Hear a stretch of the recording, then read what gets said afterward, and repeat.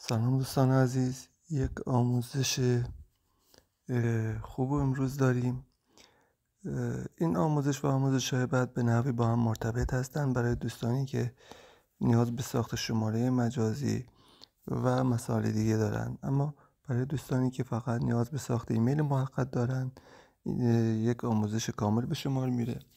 میدونید که شما میتونید با ربات‌های تلگرامی مثل تمپمیل و شبیهش ایمیل های موقت بسازین. اما ایراد این ربات ها این است یا سایت های دیگه که به شما یک ایمیل پیشفرض رو میدن و موقت هم هست، یعنی از بین میره و اگه شما باشون ثبت نام کرده باشین برای یک شماره مجازی یا هر چیزی دیگه، بعدن دیگه قابلیت دسترسی بهش ندارین و پاک میشه.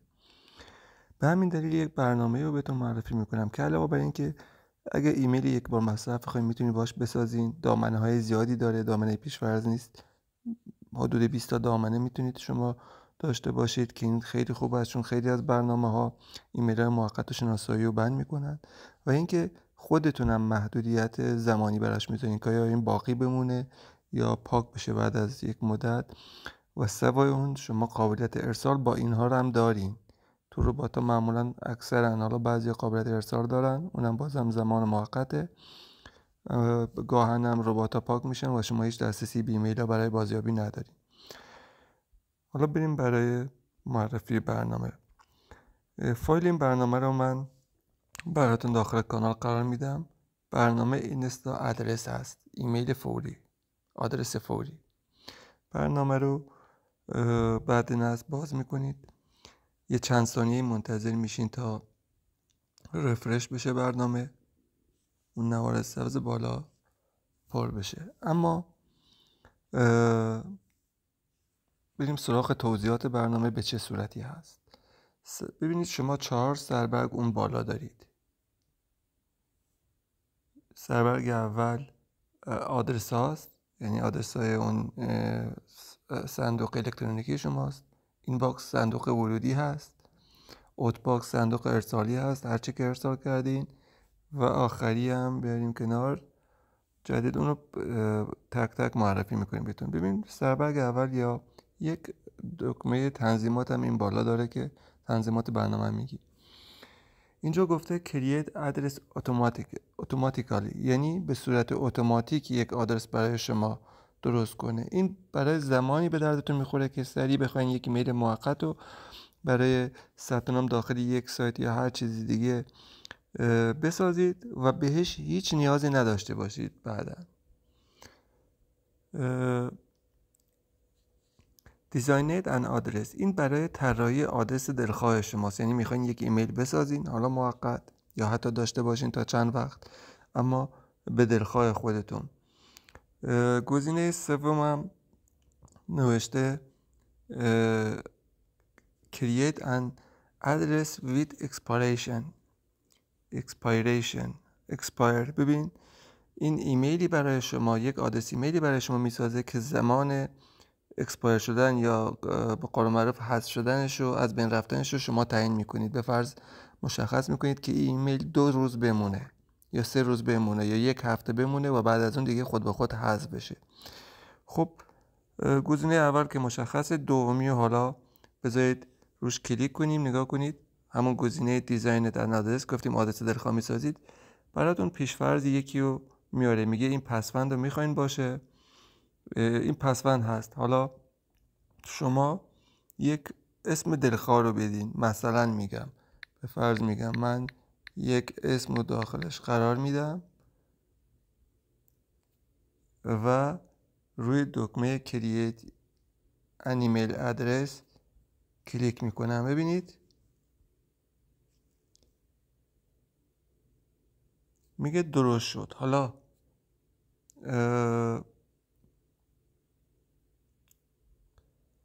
میتونید یک پسورد رندوم براش بذارید، میتونید QR کد براش بسازید که با QR کد واردش بشین، میتونید یه اسم دیگر رو به این آدرس وارد کنید، میتونید یک پیام جدید رو بسازید و میتونید آدرس رو کپی کنید.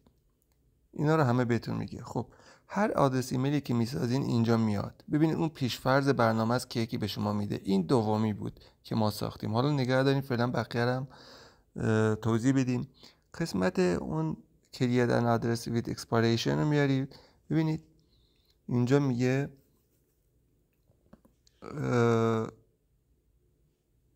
این ایمیل رو بهتون میده، این بالایی و رندوم، و میگه نگاه کنید این ایمیل رو براتون میسازه اتوماتیک با اون پسوند و اینا، و میگه در این تاریخ 19 آپریل، تاریخ رو نگاه نکردم، ممکنه 2 هفته باشه یا 1 هفته باشه، اینو چک میکنید،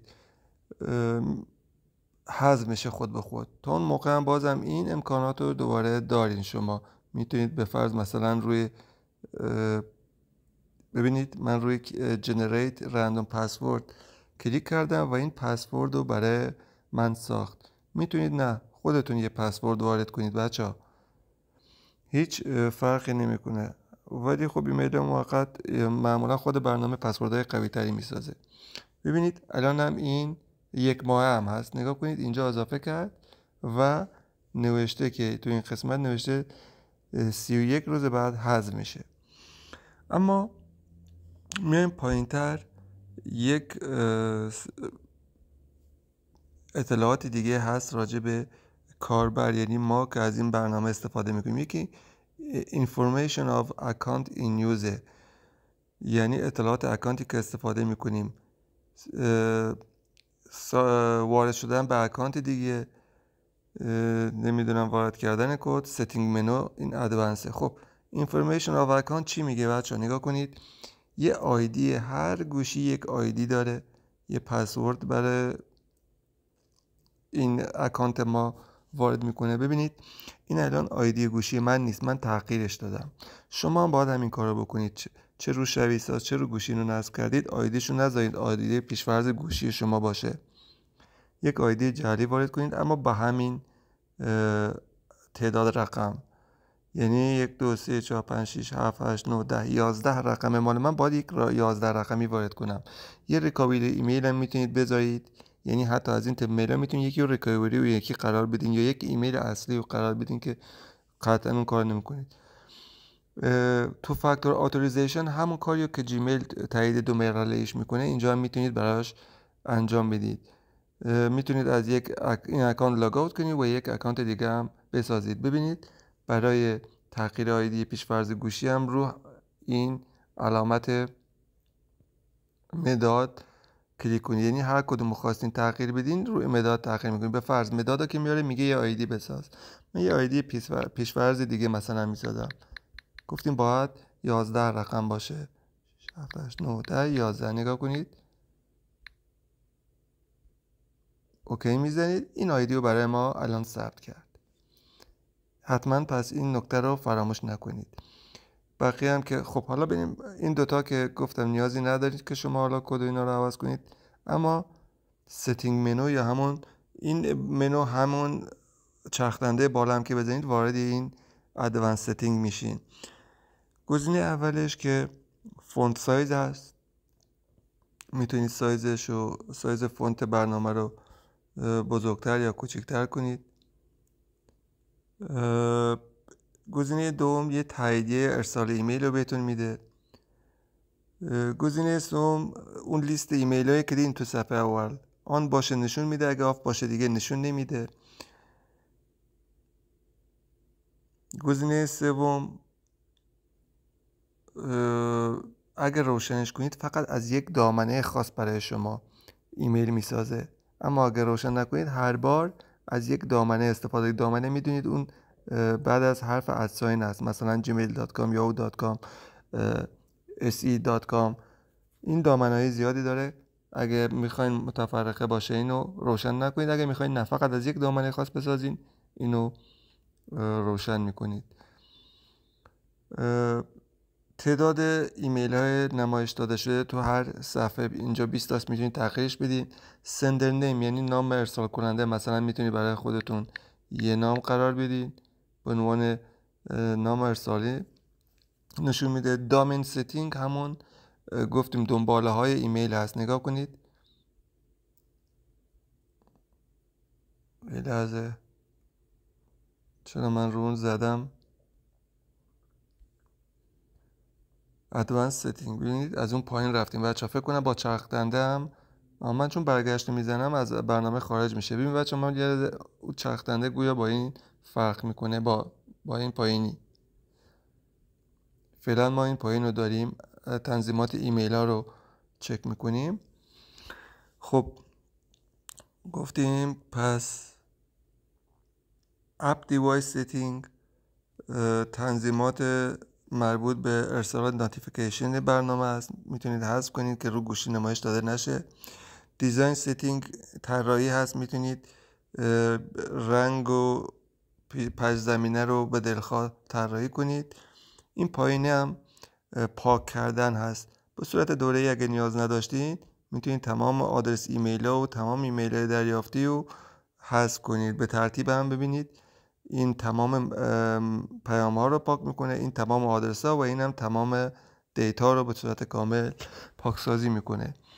گزینه بالای چرخ دنده رو بریم بچه‌ها.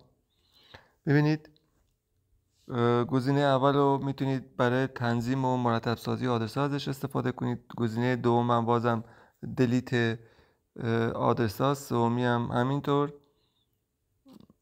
چهارمی بلک لیستتون هست.